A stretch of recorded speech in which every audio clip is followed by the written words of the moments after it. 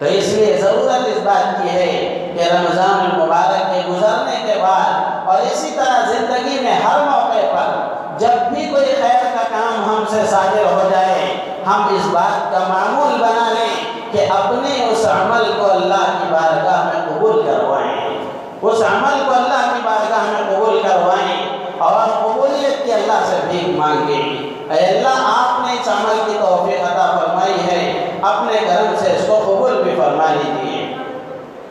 سیرت کو ہم پڑھیں گے، حدیثوں کے ذخیرے کو تلاش کریں گے،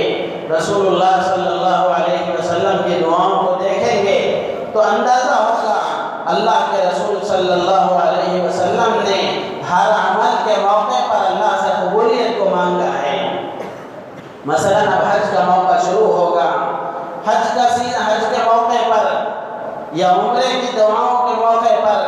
اللہ کے رسول صلی اللہ علیہ وسلم سے جو دعا ثابت ہے، آپ حج کا احرام باندھتے یا عمرے کا احرام باندھتے تو آپ دو دعائیں کیا کرتے تھے۔ اللہ کے نبی صلی اللہ علیہ وسلم یہ دعا فرمایا کرتے تھے، اللہم انی ارید الحج فیسرہ لی وتقبلہ منی۔ عمرے کا احرام باندھتے آپ دعا فرماتے ہیں، اللہم یسرھا لی وتقبلھا منی۔ حج کا احرام باندھ کے اللہ کے نبی یہ دعا فرمایا کرتے تھے، اے اللہ اس حج کو میرے لیے آسان فرما اور اس کو میری طرف سے قبول فرما۔ قبولیت کی دعا مانگا کرتے تھے کہ اللہ کے نبی صلی اللہ علیہ وسلم کو بھی ہمیشہ اعمال کی قبولیت کا خیال تھا۔ آپ کے ہم نام لیوا، آپ کے امتی،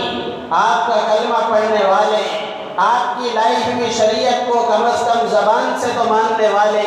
ہمارے لیے یہ زیبا نہیں دیتا کہ ہم رسول اللہ صلی اللہ علیہ وسلم کے نام لیوا بن کر، آپ کا کلمہ پڑھنے والے بن کر ہمیں اعمال کی قبولیت کا فکر نہ ہو۔ تو اس لیے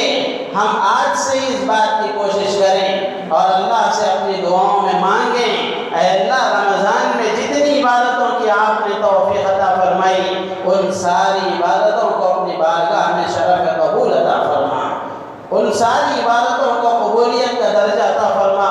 اس لیے کہ اللہ نے کسی